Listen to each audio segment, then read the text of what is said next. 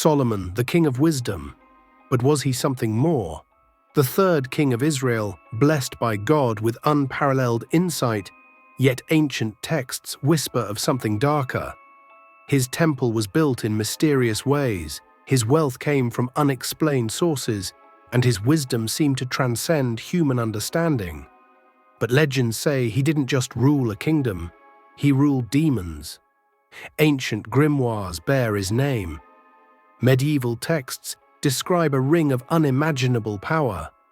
And across cultures, his influence on the supernatural world remains undeniable. Did Solomon's abilities come from divine blessing alone, or did he unlock secrets that changed everything? Let's uncover the truth behind Solomon's legendary ring. And if legends are true, the power that made him a king may also have doomed his soul. Welcome to ancient underworld, where gods fall, monsters rise, and devils whisper through the shadows of forgotten myths. If you enjoy exploring the dark side of mythology, like this video, subscribe, and turn on notifications, so you never miss another forgotten tale.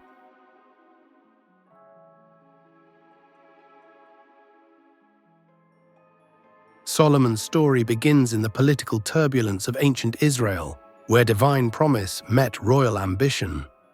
The son of King David and Bathsheba, he inherited a throne around 970 BCE that came with both unprecedented opportunity and dangerous enemies surrounding Israel's borders. The biblical account presents his ascension through divine selection rather than typical royal succession. When God appeared to him in a dream at Gibeon, offering anything he desired, Solomon's request for wisdom instead of wealth or military victory established the foundation of his legendary status. This divine gift manifested immediately in his famous judgment of two women claiming the same infant. A solution so brilliant it demonstrated not just intelligence, but supernatural insight into human nature. His reign represented Israel's golden age, 40 years of unprecedented prosperity and expansion. Trade routes flowed through Jerusalem, carrying gold from mysterious Ophir, precious stones from distant lands, and exotic spices from regions that pushed the boundaries of the known world. His diplomatic marriages created alliances stretching from Egypt to distant kingdoms, while his military strength grew through the accumulation of chariots, war horses, and advanced weaponry. But was this wealth entirely natural, or was there something more supernatural at work? Solomon's construction projects would later fuel the most extraordinary legends about his reign. The first temple in Jerusalem consumed 7 years of construction, using materials and techniques that transcend normal architectural capabilities. Cedar was imported from Lebanon, gold covering every surface, and intricate carvings of cherubim and palm trees were executed with precision that amazed even foreign craftsmen. The biblical text notes that no sound of hammer, axe, or iron tool was heard during construction at the building site, as if the massive stones shaped themselves through some unknown process.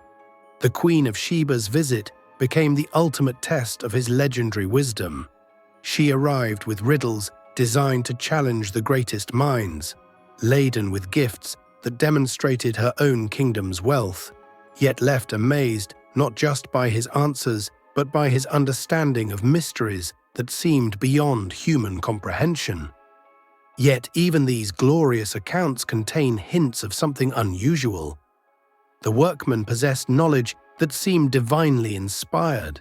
The architectural precision exceeded anything previously achieved in the region, and the temple's completion was marked by supernatural phenomena so overwhelming that the priests could not perform their duties. But what if Solomon's wisdom wasn't just divine blessing? What if he had access to something far more dangerous? Here, in these gaps between historical record and divine miracle, the legends of Solomon's otherworldly power would take root and flourish across millennia.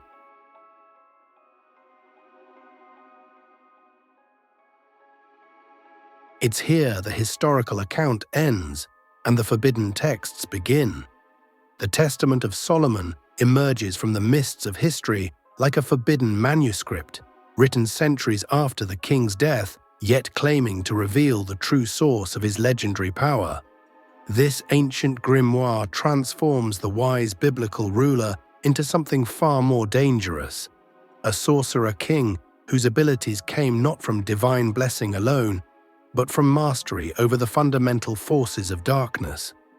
According to this mystical text, Solomon's supernatural journey began with a construction crisis that would seem familiar to any ruler facing impossible deadlines. A powerful demon named Orneus was systematically draining the life force from one of Solomon's most skilled workers, threatening to halt progress on the temple. Traditional solutions had failed, prayers seemed unanswered, and the completion of God's dwelling place on earth hung in jeopardy. In desperation, Solomon's prayers reached the highest celestial authorities, and the archangel Michael descended with a solution that would forever change the nature of earthly power. He presented Solomon with a golden ring. But this was no ordinary royal signet. Engraved upon its surface was the ineffable name of God, carved in letters that seemed to burn with divine fire and shift according to the observer's spiritual capacity to comprehend them. But what happened when Solomon first used this ring would terrify even the bravest soul.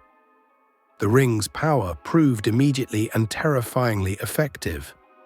When Solomon first confronted Orneus, the demon who had terrorized his workers with impunity, found himself compelled to appear, to reveal his true nature, and most shocking of all, to submit to absolute servitude.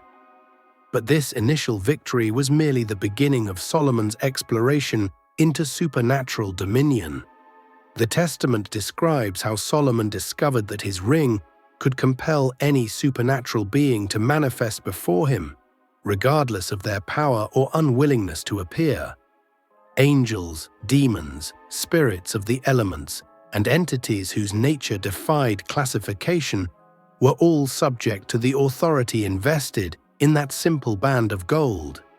Each summoning revealed new layers of hidden reality, supernatural beings operating behind the scenes of human history, influencing events through methods that mortal minds could barely comprehend.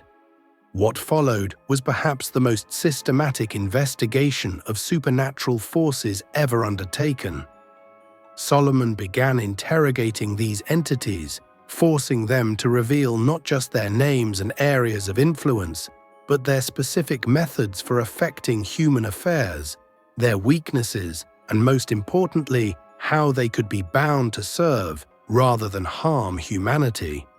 The ring that had started as a solution to a construction problem became the key to unlocking secrets that had been hidden since the foundation of the world. But there was a price for this power that would haunt Solomon forever. The Testament hints at a terrible cost for this power. Each use of the ring drew Solomon deeper into knowledge that was never intended for mortal minds, transforming him from a wise king into something approaching a god, yet also isolating him from the humanity he was meant to serve.